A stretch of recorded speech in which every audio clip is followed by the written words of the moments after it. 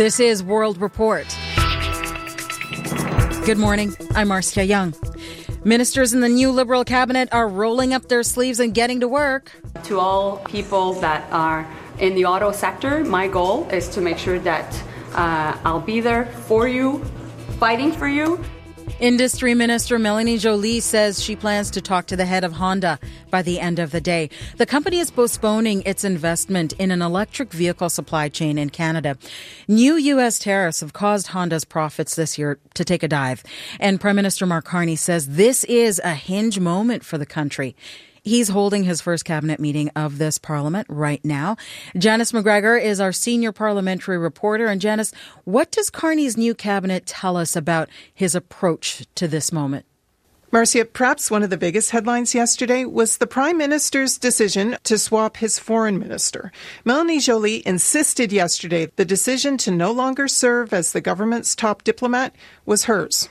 I asked for this position. I wanted to have a big economic portfolio again, and at the same time be able to be more in Canada. Joly said she was moving from the diplomatic front of the trade war to the economic front, perhaps trying to set the tone for the action he expects. Mark Carney has chosen to revert the title of her portfolio back to calling her an industry minister, but it's not clear yet exactly what she intends to do differently from her predecessors. And then on the other side of this trade, we have Anita Onnet. She confessed at one point to being a bit of a homebody. Globetrotting now lies ahead to build a Rolodex of relationships she can leverage.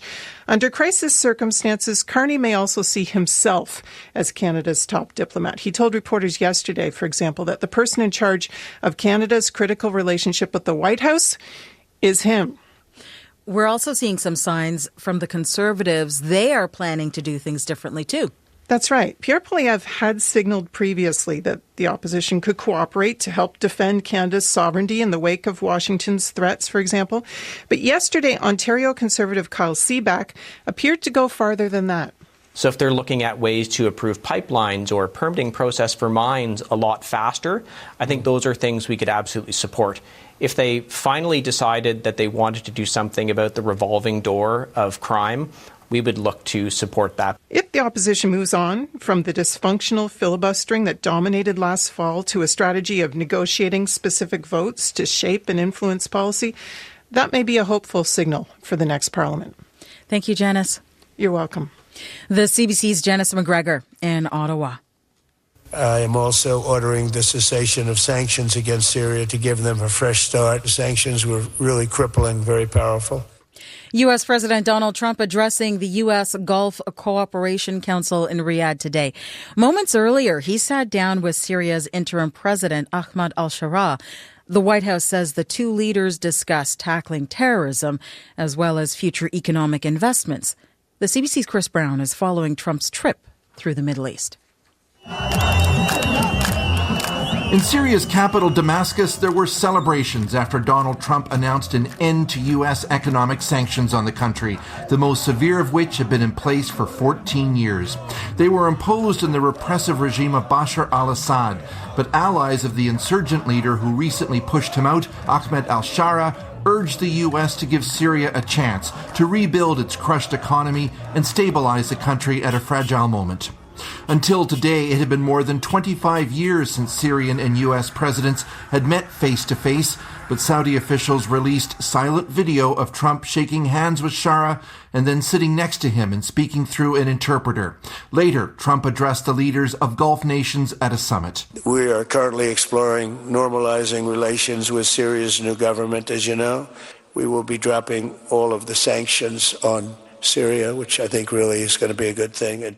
The U.S. president has now said goodbye to his Saudi hosts. It was an honor to spend a couple of days with you. And he's moving on to Qatar, where this portion of the trip has already been overshadowed by word the Qataris intend to give Trump a $400 million 747 aircraft as a gift. Democrats in Congress say the plane would amount to a bribe from a foreign country, and even some far-right Republicans have said they're uncomfortable. Chris Brown, CBC News in Riyadh. A U.S. judge has been indicted in federal court for allegedly helping an undocumented person evade immigration officials. Wisconsin Judge Hannah Dugan is charged with obstruction and concealing an individual from arrest. Officials say she helped lead a defendant out of her courtroom through a jury door. That was after she allegedly confronted two plainclothes agents and asked them to leave. The person was later arrested outside the court. Dugan's lawyer says she maintains her innocence. A Vancouver-based immigration consulting company is accused of duping Filipinos out of tens of thousands of dollars. And CBC News has learned it is being investigated by the Canada Border Services Agency. Dozens of lawsuits and labor complaints have been filed against Promised Land Consultancy. Lindsay Duncombe has the story.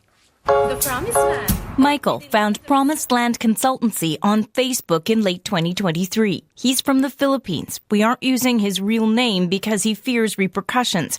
Michael paid more than $6,000 on the promise of a new job and a better life in Canada. It was quite enticing, to be honest. He came on a tourist visa, but when he got to Vancouver, the only job available was working for the Promised Land itself, recruiting others. To look for other candidates who might be interested to come here in Canada. Under almost all circumstances, it is illegal for anyone on a tourist visa to work in Canada. After a week, I found out that they have hired tourists. Immigration consultant Rosanna Salita was hired by Promised Land in 2024, but she only lasted a month. You can tell that the visitors were so shocked. They've been duped. Before she left, Salita downloaded a trove of internal documents demonstrating the scale of the company's activities.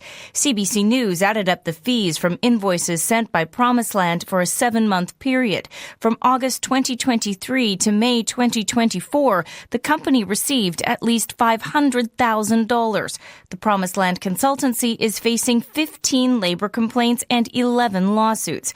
CBC News has learned the Canada Border Services Agency is investigating the company. The agency would not confirm that investigation, but in a statement said it was aware of complaints. We tried repeatedly to reach Promised Land. No one got back to us. Lindsay Duncombe, CBC News, Vancouver. Electric vehicle sales are on the rise. A new report from the International Energy Agency shows EV sales are on track to make up over a quarter of vehicle sales worldwide. It also says EVs are becoming cheaper despite tariff threats to the industry. Inayat Singh has more on that story. We're not going back, no matter what some people might say or think. Daniel Breton is the president of Electric Mobility Canada, an association representing the EV industry, and is encouraged by the latest numbers on battery-powered cars around the world. 1 in 4 cars sold worldwide being electric or plug-in hybrid. I think it says it all. And in some countries, it's even more. In China, a huge market, 11 million EVs were sold, half of all new cars. According to the latest global EV outlook from the International Energy Agency, that's in part because EVs in China are the same price or even cheaper than gasoline cars. So at one point, just from an economic standpoint, not even considering climate change, it won't make any economic sense to buy a gas car. But while the report said Asia and Latin America are leading on adopting EVs, North America is lagging behind. EV manufacturing went down in the US and Canada's nascent EV sector remains pretty small. Gal Raz is a professor at Ivey Business School in London, Ontario. Canada is kind of in the middle and we'll have to decide where are we going. Are we kind of joining the rest of the world, joining Europe, joining Asia, other kind of countries? Or are we staying kind of, with the U.S. Side of the way? The report said EV sales are projected to continue growing, driven by falling prices, rules to cut carbon emissions from transportation, and incentives for buying electric. Inayat Singh, CBC News, Toronto. Speaking of vehicle emissions, have you heard of the emissions gender gap? It's something they have been researching in France. A study of 15,000 people there found men emit 18% more planet heating pollution than women. The researchers say the bulk of it can be explained by men driving more and eating more red meat. But the study also found when it comes to flying, men and women are equally bad polluters. That is the latest national and international news from World Report. For News Anytime, cbcnews.ca. And if you like the World Report podcast, please follow us and tell a friend. It helps spread the word. I'm Marcia Young.